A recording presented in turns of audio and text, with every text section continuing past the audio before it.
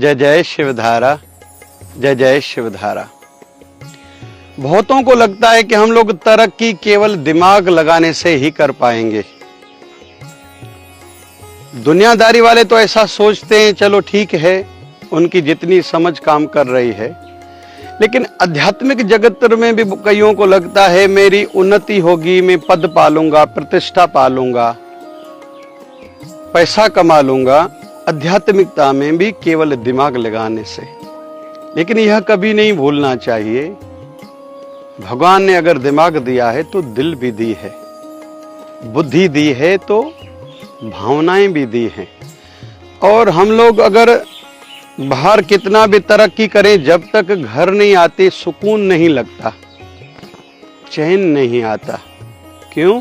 क्योंकि घर में हमें प्यार मिलता है, भावनाएं मिलती हैं, अपनापन मिलता है। भले बाहर कोई किसी बड़ी कंपनी में क्यों न काम करता हो, लेकिन कहीं तो भी उसको अपने घर में ही अच्छा लगता है और रात को घर आना ही चाहता है। लेकिन पता नहीं क्यों फिर हम भूल जाते हैं कि संसार की चमक दमक ही हकीकत है।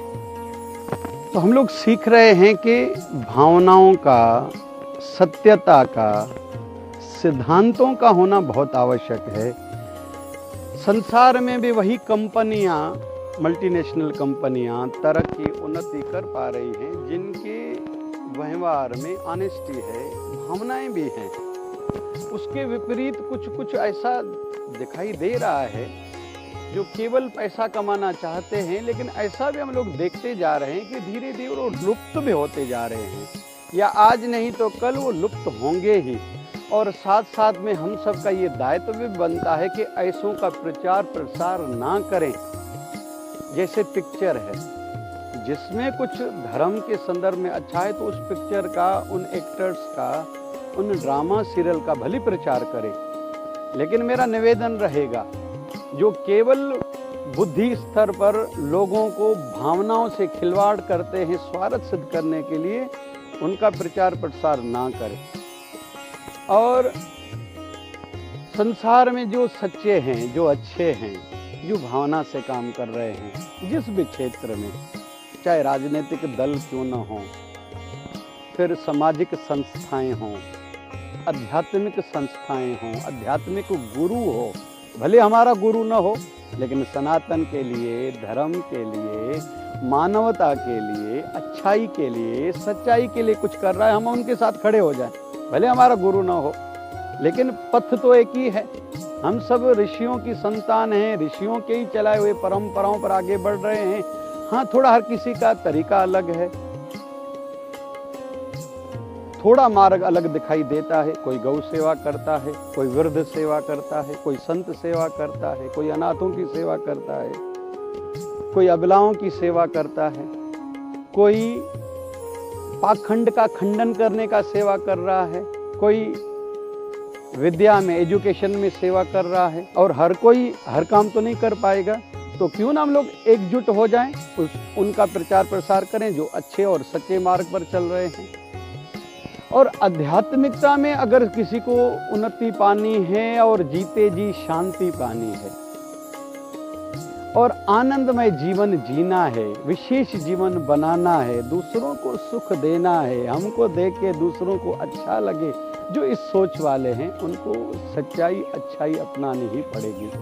और आध्यात्मिकता की सिद्धि के लिए कोई विशेष करना नहीं पड़ता। जैसे ध्यान की पद्धतियां भारत में 700 से ज़्यादा मानी गई हैं, उसमें विशेष तौर पर त्राटक मानी जाती है। किसी एक ही बिंदु पर ध्यान टिकाना, ज्योति बिंदु पर, या एक ही आवाज़ पर ध्यान टिकाना, एक ही स्वाद पर ध्यान टिकाना, एक ही खुशबू पर ध्यान टिकाना, स्पर्श पर ध्यान टिकाना।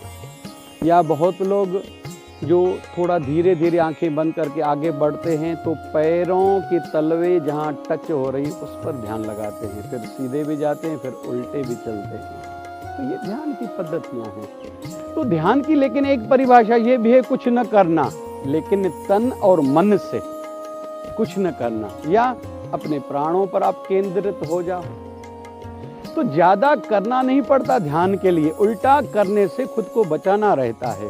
वैसे ही आध्यात्मिक सिद्धि पानी है, जिसको भगवान बुद्ध ने शून्य अवस्था कहा है, साक्षात्कार जिसको कहा जाता है, कुंडलिनी जागृत जिसको कहा जाता है, प्रभु दर्शन जिसको कहा जाता है, अपनी मंजिल को पाना जिसको कहा जाता है। अलग अलग नाम है, लेकिन बात वही है कि आप खुद को अपवित्रताई से बचाओ। अपनी पवित्रताई, अपनी ओरिजिनलिटी, अपनी भावनाओं को वैसे बनाए रखो जैसे जब आप मासूम थे, बच्चे थे, हाँ में हाँ मानते थे, रूठने में अगर देरी नहीं करते थे तो मान भी जल्दी जाते थे, और जिन्होंने डांटा उससे दूर चले जाते थे, लेकिन उसी ने प्यार दिया फिर उसके बन भी जाते थे। कोई शत्रु नहीं था सदा के लिए, सब अपने थे। कोई भी हो स्माइल देके उसके बन जाते थे और उसको अपना बना लेते थे। तो वही ओरिजिनलिटी, सच्चाई, अच्छाई, भावनाएं बनाए रखो। अरे कहते हैं कुत्ते को, गौ माता को भी जब कुछ खिलाओ तो अगर प्यार से खिलाओगे ना, वो आपको अंदर अंदर स्नेह देती, आपको महसूस होगा। किसी वृक्ष को अच्छे भाव से हाथ लगाओ कि वैसे वाइब्रेशन वृक्ष से भी मिलते हैं आपको। और हमारा हिंदू जगत तो सनातन तो चींटियों मकोड़ों को भी खिलाने का भी लाभ मिलता है, धन बढ़ता है। पंछियों को दाना डालने से, पानी डालने से, बाजरा डालने से भी धंधे में वृद्धि होती है, ऐसा सिखाया जाता है। गौ माता को रोटी खिलाने से घर के कलह कम होते हैं, ये भी समझाया जाता है। कुत्ते को रोटी खिलाने से शत्रु कम होंगे, कुत्ते को रोटी खिलाने से तरक्की, उन्नति जल्दी होगी, ये भी समझाया जाता है। लेकिन जो भी करो भावना से करो। दरिद्र नारायण को कुछ खिलाओ, लेकिन भावना से खिलाओ। और औषधि दान करो, किसी मरीज की दवाई कराओ तो आने वाले शरीर के रोग आपके पहले ही कट जाएंगे। लेकिन जो भी करो भावना से, सच्चाई से, अच्छाई से करो, तो जीवन का बेस आध्यात्मिकता होगा, तो सिद्धांत होंगे, अच्छाई होगी, सच्चाई होगी। फिर चाहे संसार हो, चाहे आध्यात्मिकता हो, दोनों में हमारी सिद्धि, सफलता, सक्सेसनेस होगी ही होगी, कोई नहीं रोक सकता।